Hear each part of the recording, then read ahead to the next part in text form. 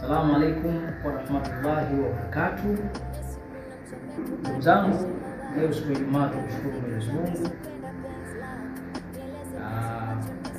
Tutakuwa Dar es Salaam siku ya leo mpaka saa 10 hivi.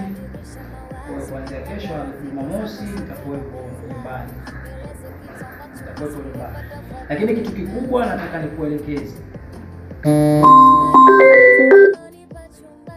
Kabisa yote moja kwa moja. Nuksi ambayo unahisi wewe katika maisha yako una nuksi sioisha, upendwi, unagombana na watu wanakuchukia bila sababu, mipango yako, ahadi zako hazitimii, kuna watu mabingwa kuahidiwa. Yaani wewe hapo nadhani ushahidiwa sana na wewe mpenzi wako, alafu unakuta mambo bado. Au wewe mwenyewe una nuksi, yani mambo hayaendi vizuri. Sikiliza. Chukueni zawadi. Hii zawadi nakupeni.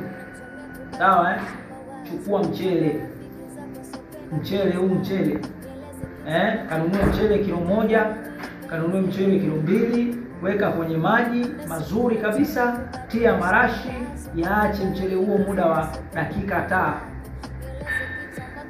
dakika 5, au unaweza ukaacha hata kuanzia asubuhi saa 12 asubuhi mpaka saa 12 jioni, kisha utoe mchele. Yale maji ya nini ya mchele tumia kukoga asubuhi na jioni. Wallahi kwa uwezo wa Mwenyezi Mungu, kupitia chakula hicho utapendwa na nuksi yote itaondoka, na kila lililokuwa zito kwako linakwenda kufunguka ikiwa kama una nuksi. Lakini kama una vifungo vya makaburini, una vifungo vya nyota, ndugu yangu hangaika. Lakini kama una nuksi, nakwambia mshaticha